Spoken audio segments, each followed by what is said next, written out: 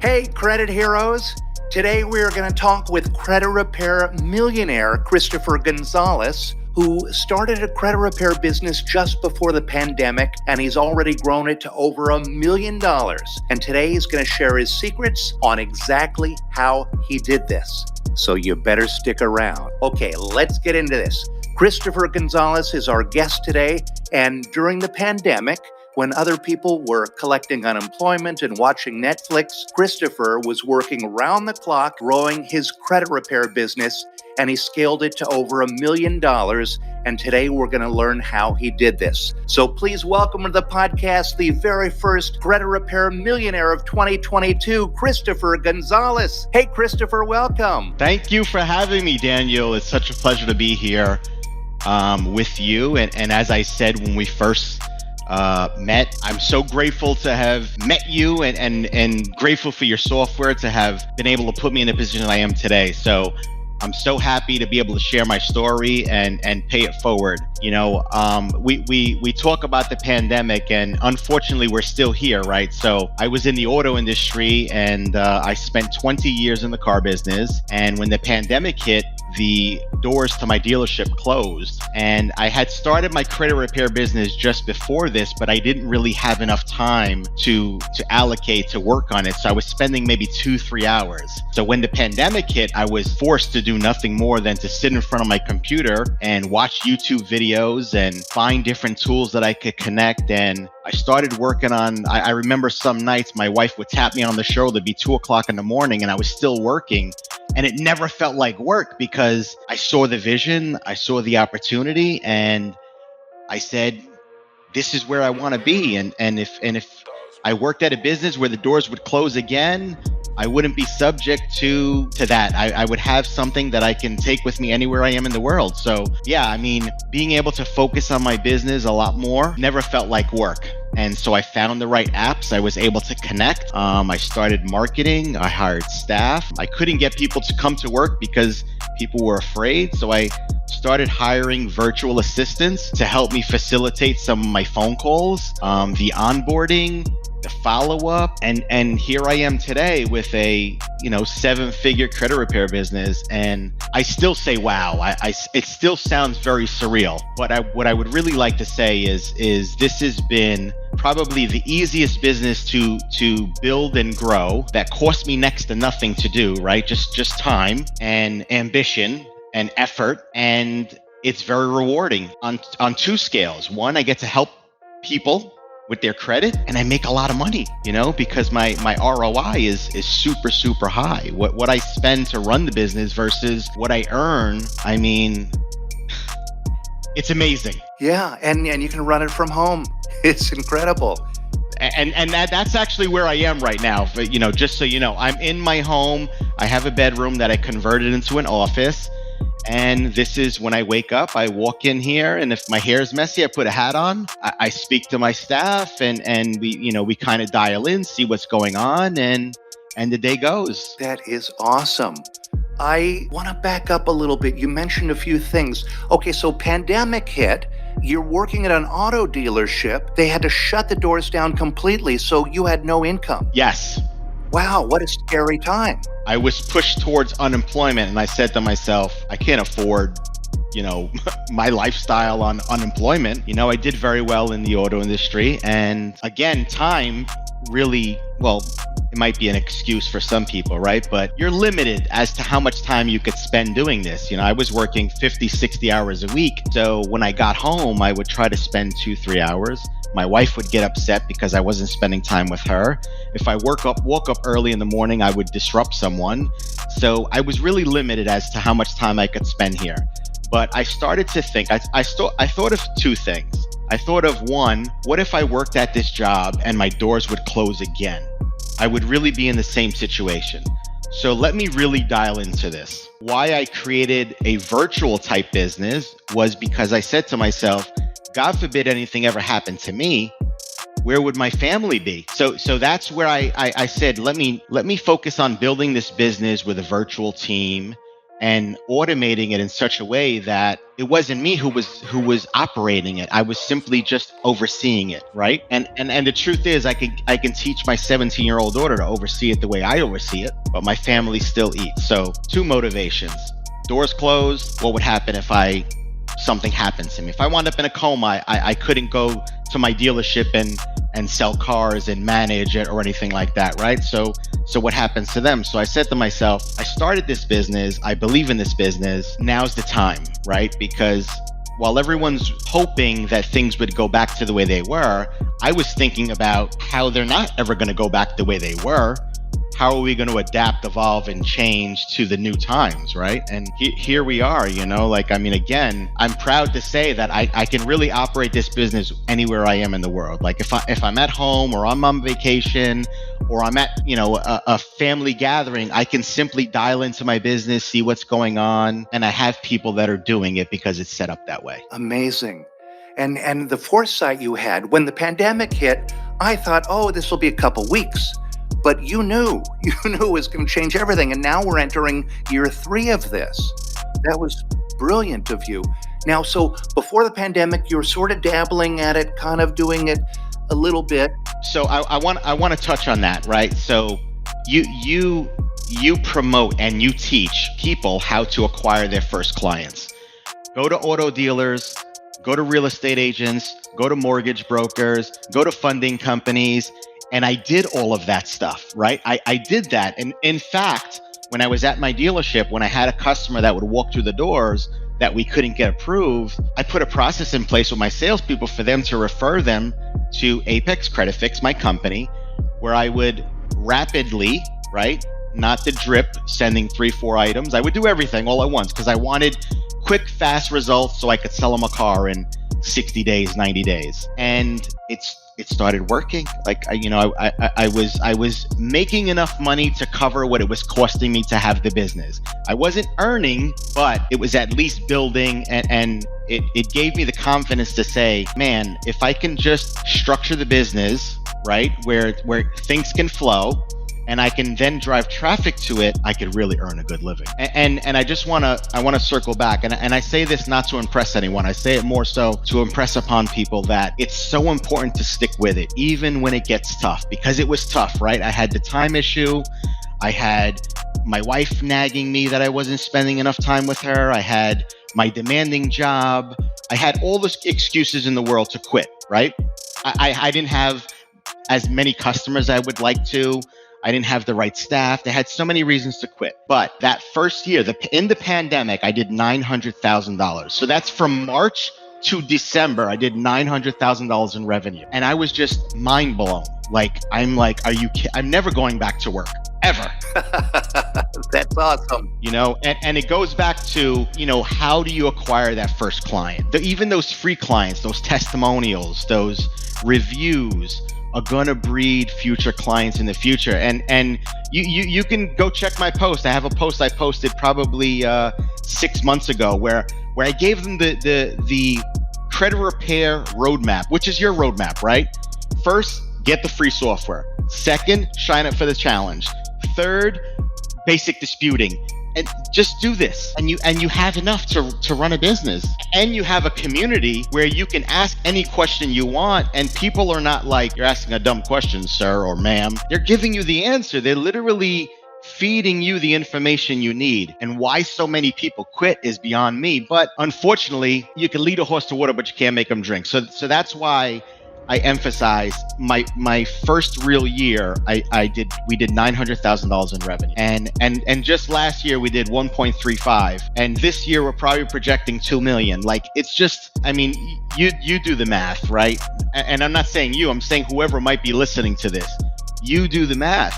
What do you need to live? How much money do you have to earn? If you could do $10,000 a month, I'm sure you could provide for your family, and that's how you got to look at it. You got to start with 500, grow it to 1,000, grow it to 2, grow it to 4, grow it to 8, grow it to 16, grow it to 32. It's just, It's the power of compounding. Unfortunately, we're not taught that growing up, right? Like I didn't come from that household. Exactly, me neither. But I think the roadblock is it's easy to learn the credit repair. The software makes it easy, but the turning it into a business part. This is where I'm fascinated with how quickly you did that. How quickly pandemic hits, you go all in on the credit repair business. How soon did you start getting help? How soon did you start hiring? As soon as I started driving traffic. So here's what I did first, right? I tried charging people and it was difficult because initially I created a website that looked great. And the truth is, because it looks great doesn't mean it converts. And too many of us fall in love with our website. And we really have to look at the CTAs, the call to actions, like where is it going to generate that name, phone number, and email address? That's number one. Once you have that data, you can put them into a drip campaign and drive them back to your website. Educate them until they want your services, until they sign up. So the first thing I did was I eliminated price. Let me get as many people as I can into CRC. So I use your form. I use the form that's on Credit Repair Cloud, go to company, and it's the website tool. And all I did was fill up CRC with leads. And people would put in, I was amazed that people would give me first name, last name, date of birth, social security, address, everything. Like you're giving me your life. Why wouldn't you give me your credit card, right? So put the credit card aside. I said, let me capture all of that data. And now I started making phone calls, and I would call and I would say, hey, Daniel, Rosen, how you doing? This is Chris calling from Apex Credit Fix. I see that you were on our website and you requested some information. I'm going to get you started at no charge. We'll see where you are and see where you'd like to go or how you would like to proceed. And all I would do is walk them through the onboarding, send them that client agreement, let them sign it, let them order their credit reports and scores. And I actually did a video on this the other day for someone within the community, but that credit audit is the sale. Once I provided that client or that prospect with that credit audit and I showed them everything that was wrong, if you're telling them what's wrong with their credit without knowing them, do you know what you're doing? Yes. But the truth is, I didn't really know exactly what I was doing, but I knew enough to get them that far. And that's how I started. I started just driving the traffic. And then the traffic got overwhelming where I said, okay, I can't have my staff chasing all these people. And I went to, okay, if you want to get through, you have to pay, right? But that was after all of my trials and errors with my website, trials and errors with my checkout, trials and errors, even with my pricing, and that's really where I think people lose sight is they don't test different things and allow them enough time to figure out what really works. Right. What would you say was your greatest struggle getting started? Really the time. That was the main thing. Really time. I got through your training really quick. I set up my credit card processing right away. I built a website, which I thought was great. And I would see, I started spending money driving traffic to it. It didn't really work. And I said, okay, let me stick to the affiliate stuff until I can get this down. But my biggest issue was time. And it's really an excuse because here's how I break it down, right? If I wake up 1 hour earlier or I go to bed 1 hour later, I afford myself 365 more hours a year, which divided by 24 is it, or a work week, 40-hour work week is really 9 weeks. I just gave myself 2 extra months to work on my business, right? By just thinking I had an extra hour a day. So that's the biggest struggle is time, right? Finding the time within your day to allocate it to this. Now, when you find that time, so let's say I'm available from 6 to 9, I'll make sure I'll post something on Facebook at 5:30. So between 6 and 9, I'm ready to deal with these people, right? So it's really about strategizing, right? It's like planning out your day, and you'll find there's more time in your day than you give yourself credit for. Sure, absolutely. How many clients do you have today? Almost 2,000. Wow, that is phenomenal. Now, you were talking about traffic. How did you first start getting traffic? I first started at my dealership, right? Affiliates. And then I moved to, I had at one point 114 affiliates that would send me 1 or 2 prospects. And, I found that the affiliates would overpromise things like, hey, they'll clean your credit in 30 days or they'll get things removed. And whoa, slow down. It's not 30 days. It's a process, right? Like, so I found myself kind of overcoming the referrer right? So, but that's how I started. I started at my dealership sending. I started, with insurance companies. I started with mortgage brokers. Just, you have a customer you can't approve, send them to me. I'll give you $50 for everyone we sign up, and I'll return that customer back to you in 60 to 90 days with hopefully a better credit score. And it's win-win. They get something now, and if they really play their cards right, they could have someone in 60 to 90 days with a better credit score. So sometimes the difference is a few points. Like a 590 credit score may not get approved on a mortgage, but a 610 will. So 20 basis points, is a different ball game. So it was putting myself in front of people that could send me the traffic. And then I said, when I started to see that I was able to send traffic via Facebook, Instagram, via social media, and via, Google AdWords, I kind of, moved away from the affiliates, and I said, this is my business model. I'm going to sell online. I'm going to put them into a good drip campaign. I'm going to target these people for 60 to 90 days, and eventually they'll sign up. And I'll build lookalike audiences around those people, and I'll just keep, the pipeline going. Got it. So, but initially you were able to get all those clients from the referrals. That got you going without spending on advertising. I only spent on what I booked, right? What I wrote, what I signed up. So if I picked up $198, I paid out $50. I'd pay out $100 at that dollar amount, Very cool. You got to get an idea of what's going to come in so you can decide what you're willing to pay out to get that, right? It's all numbers at the end of the day. Sure. And then I saw now you're doing a lot on Instagram, you're doing a lot on Facebook, but you're especially doing a lot on TikTok, which I'm fascinated by. How do you know that? You're a spy on me. No. I spent all morning looking at you've got this fantastic guy, this broke millionaire character. I love him. So influencer marketing is tremendous, and I recycle all of his content. So I have a YouTube channel. We have 6,100 subscribers.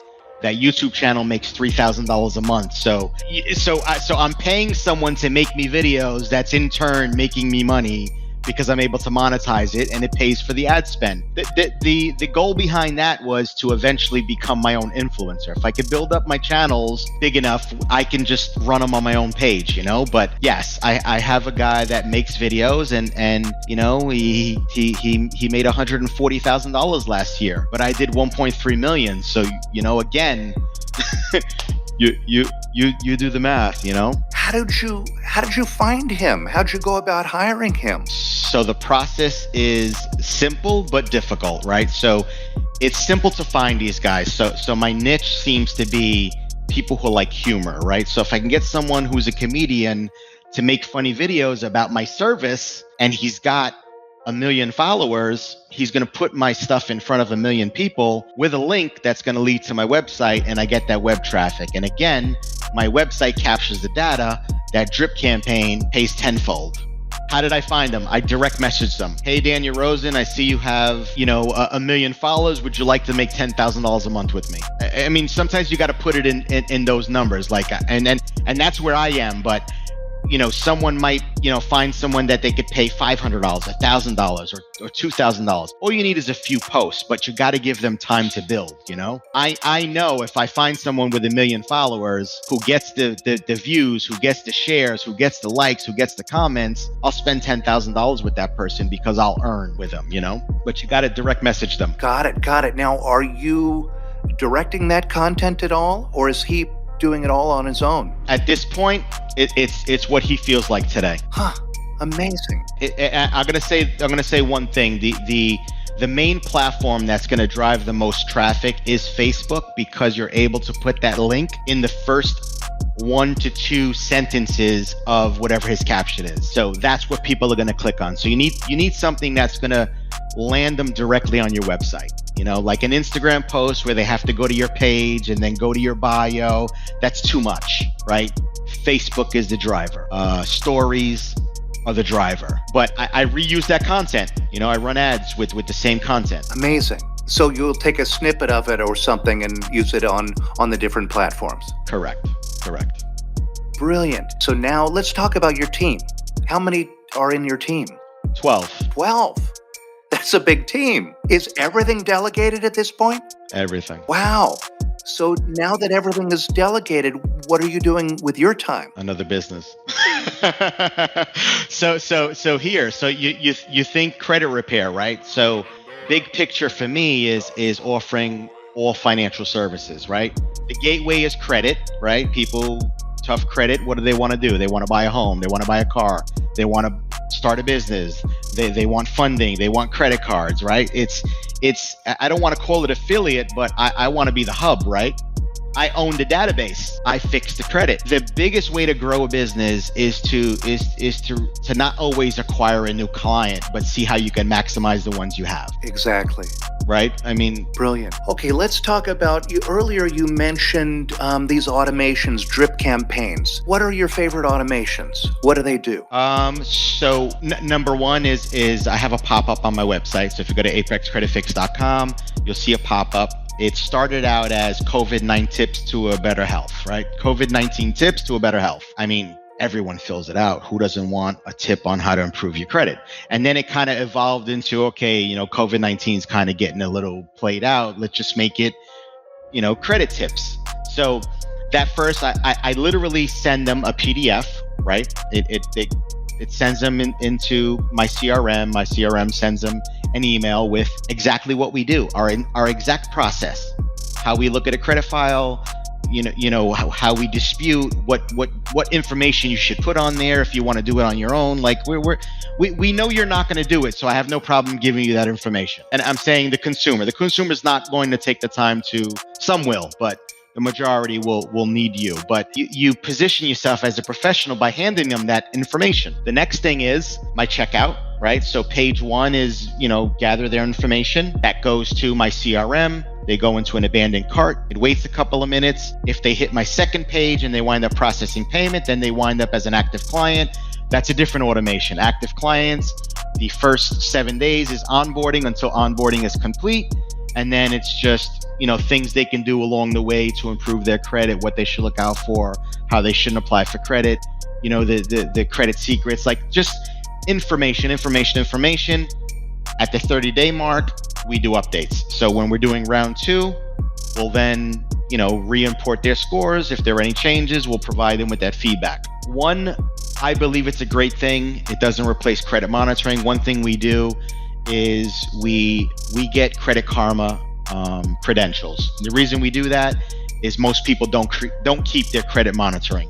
So you're kind of blind, right? So we're able to log in every couple of weeks into Credit Karma and kind of see what the changes are. And we send them those updates. And it's like, and we teach them how to use that. You can't tell me that what we do doesn't work because I see we're getting your results, right? So that's kind of our process. So we have a drip campaign for the tips. We have a drip campaign for abandoned cart. We have a drip campaign for active clients. We also have automation based around payment failures, right? Payment fails, text message, hey, your payment failed, would you like to update your payment? Emails. When that payment is successful, there's an automation that takes them out of that payment. Like it's Amazon, right? That's where we are. That's kind of where we are. So we have status change automation. We have each client that winds up in abandoned cart gets put into a auto dialer campaign where I have a staff member that is calling those 100 people that hit our CRM but didn't sign up today to say, hey, Dan and Rosen, we see you stopped by our website. Do you have any information? Can we answer any questions? How can we help you? And it's just, again, building it to where it's really scalable, right? Like it's not possible for me to track all 10,000 users that hit my website. You put things in place to capture data here and there. You could use that data for something. Sure. And you built a machine. That's the amazing part. What I love the most is that it sounds like you're really in constant communication with your clients that you are working with. Yeah, so I'm in constant communication with my staff, but I'm in constant contact with, I read every email that comes in. I read every customer that calls in and says, hey, I couldn't reach you today, or I want to cancel. I'm on that email. I forward it to my team. We handle it. I'm going to give you one real quick recent thing that has come. So the credit bureaus are now sending what I believe to be stall letters, right? That state if you hired an agency or a credit repair company to work on your credit, we don't accept their letters. Or it's kind of what it says, right? So okay, how many of these letters have we gotten? We got X amount. So okay, so let's put a process in place. Maybe we have to now start manually signing, or change the signature or change some of the wording. Maybe they're used to the wording that's within our letters. So let's start changing the text. Let's adjust some of the reasons and what we want them to do. Let's not put the address the way we have it listed. So yes, am I dialed in? I'm very sensitive to change, and I'm not reactive in the sense where I'm not constantly changing, but I gather intel, so to speak, right? Like, how many have we received? Do we have to change something, right? And that's the communication. So I do speak to my staff every single day. We communicate via Slack. They communicate what's going on every hour on the hour. So like they'll tell us how many people have signed up, how many onboarded, how many phone calls were made, how many texts were sent out. Like this is all every hour. This gets put into our Slack chat. So I could see at any moment what's going on. Anyone has a question, it gets escalated to my manager. If my manager can't solve it, it gets escalated to me. That's it. I mean, it's as seamless as it could be, and it can always be better. Sure, but it's simple. You keep it simple. Sounds like it makes a lot of sense. And that communication you're talking about, after the first onboarding and the first 30 days, then you're doing monthly updates or? Monthly updates. So yes, a customer gets a phone call and an email and a text message. So the phone call is to go over their review. The text message goes out, hey, we tried to contact you. And the email goes out, here's what we found. I've also shared my exact email within the chat if anyone wants to use it. Like in the community, like I'm telling you, I try to think of every way to improve the customer experience, right? And in the past 90 days, from last quarter to this quarter, we're up $224. That's our lifetime value. LTV is up $242, which is huge. That's amazing. And it's contributed to communication, right? The little tweaks in the processes have improved the customer experience. So we're there, like we're headed in that direction. Yeah, that's it. Just that change alone would improve your retention. That's why that's happening. And that's also the biggest mistake that a lot of new credit repair business owners have is they don't have that communication with the client. Client doesn't know what's going on. They cancel, they get angry, they file a chargeback. This is awesome that you're doing all of this. And if you think about it, like, if we're waiting for these clients to contact us, it's already too late. Like we really have to get to them before they get to us because, what do they feel? They feel they signed up and now we forgot about them, and that is the number one thing we have to avoid. The other thing that's super important is reputation management. And I don't see too many people take it as important as it should. So, we have 1,000 Google reviews. We're a 4.9 rating on Google. And I don't even really investigate what other credit repair companies are. 4.9 rating with credit repair. That's amazing. I mean, again, I was in the car business. If you're over 4, you're good, right? So we're a 4.9. And this is actually a tip for anyone, right? And anyone who wants to get a review, the customers are the happiest when they're signing up. So get the review then. Let them review the call. Let them review how you explain things. Let them review the attention you paid to their file.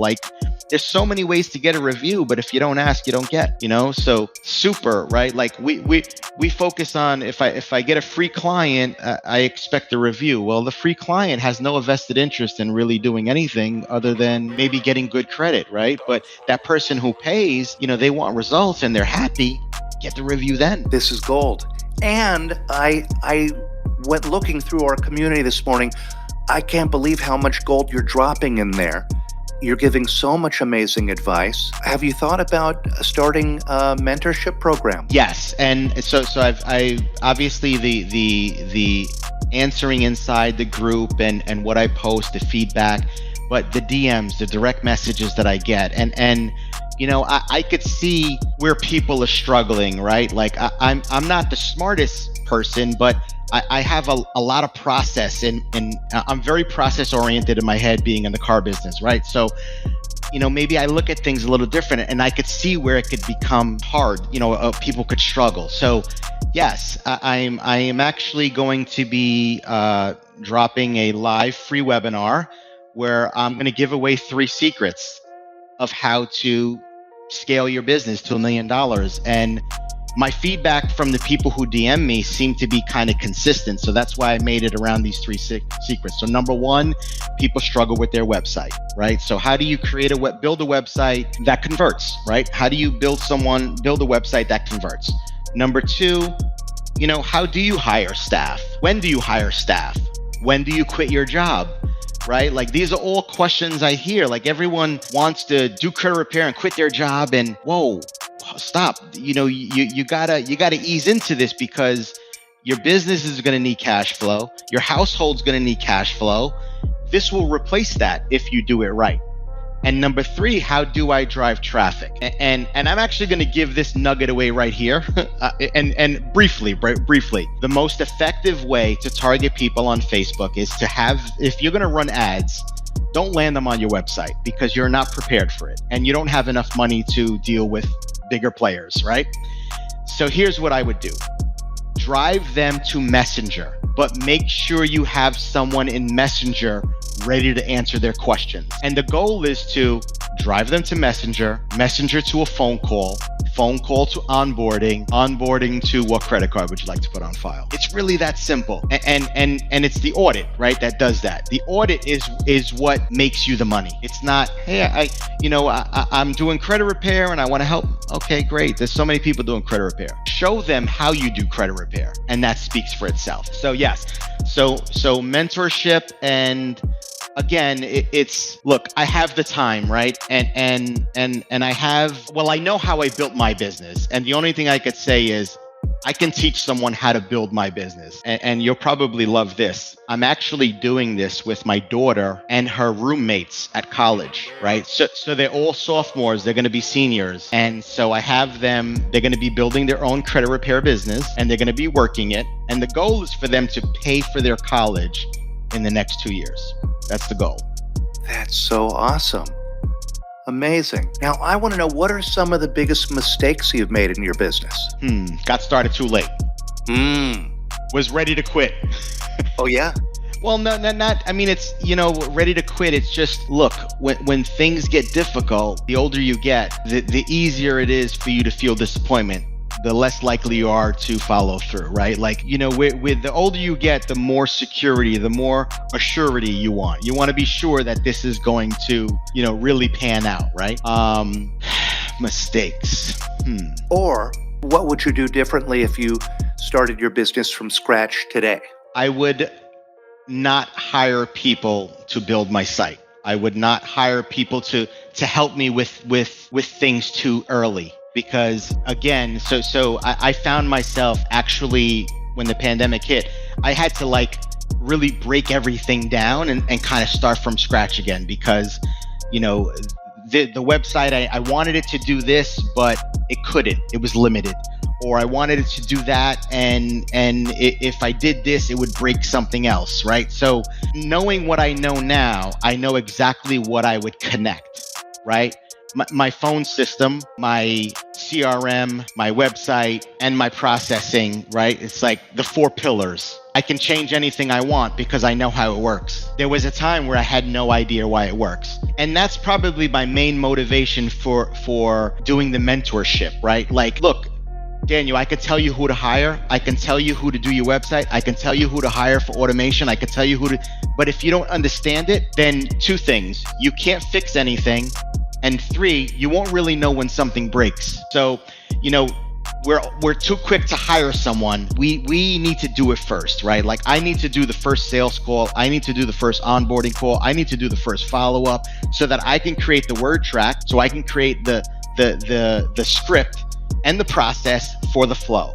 Once I have that down, I can now delegate it to someone else. Here's how you handle the call. Here's where you may get stuck. Here's where, that's the biggest mistake. Thinking you could just hire someone else to do it for you. Got it. That's great advice. Okay, I want to switch gears now, and we're going to go into a rapid fire of questions where you answer the first thing that pops into your head, okay? What's the most important lesson you've learned as a business owner? Set up your systems and processes. Like, again, it goes back to that last question, right? Like, you have to do it first. Like, you can't teach someone to do something you haven't done. That's the biggest thing, right? What's your biggest superpower in business? Vision and painting the vision for others so that people who come with me, like all of my reps, they love me. Like, I'm not telling you I'm the greatest boss because they tell me I'm the greatest boss. I feel that from them. And they feel it from me, right? That's awesome. What does business ownership mean to you? Freedom, time, and money. What drives and motivates you? My family and just knowing that this is my time, right? Like, I only have one shot at this life. I need to make the best of it. And what's your definition of success?